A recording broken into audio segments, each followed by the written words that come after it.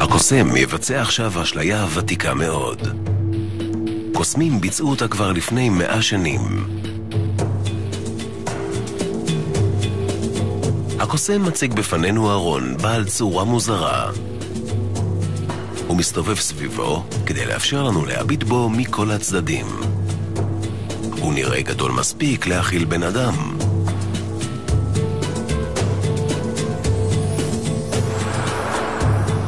הקוסם מזמין לבמה את העוזרות שלו, ואחת מהן מושיטה לו להבי פלדה חדים ביותר.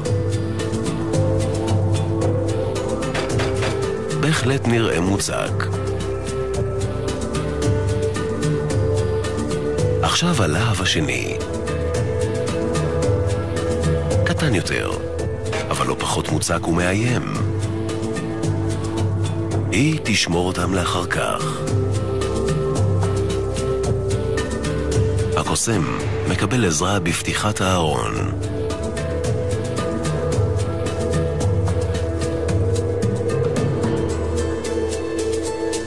אתם יכולים לתאר לעצמכם מה יקרה עכשיו.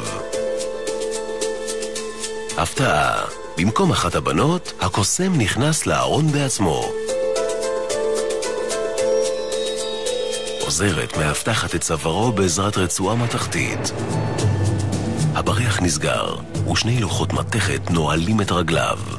העוזרות ממש לא רוצות לאפשר לו לברוח.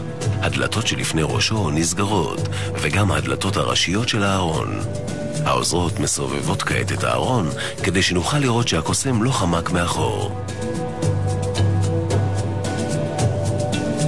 עכשיו, העוזרת שמצוידת בלהבים אחדים מחליקה את הקטן יותר לתוך הארון ובגובה הצוואר, ומפרידה את ראשו של הקוסם משאר גופו. בגילוח נחתכים פחות. עכשיו ללהב הגדול יותר. היא מחליקה אותו לתוך הארון בגובה מותניו של הקוסם, וזה לא קל בכלל. בסוף היא מצליחה.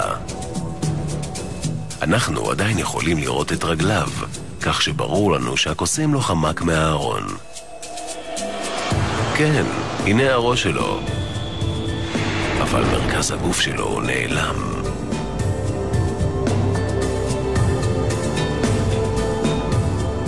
העוזרות פותחות את הדלתות בשני הצדדים ומאחור. נעלם.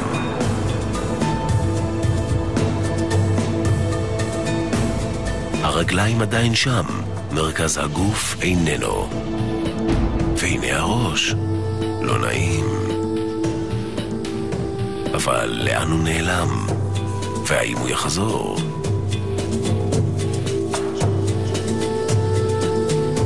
הדלתות שוב נסגרות כדי שלא נצטרך לחזות במראה המזוויע הזה.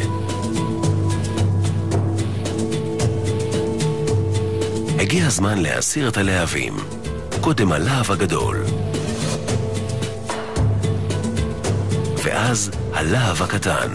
היא טובה בזה.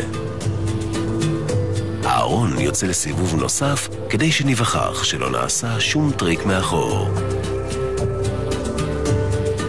בואו נסתכל פנימה. הנה הראש. ומרכז הגוף שלו חזר.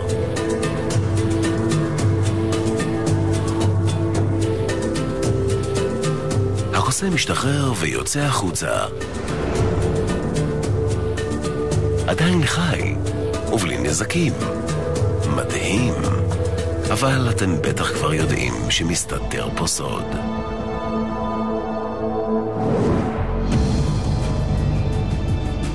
אז איך הקוסם שורד את הלהבים? ואיך מרכז הגוף שלו נעלם? הנה הסוד. בהתחלה, הקוסם נכנס לארון והדלתות נסגרות.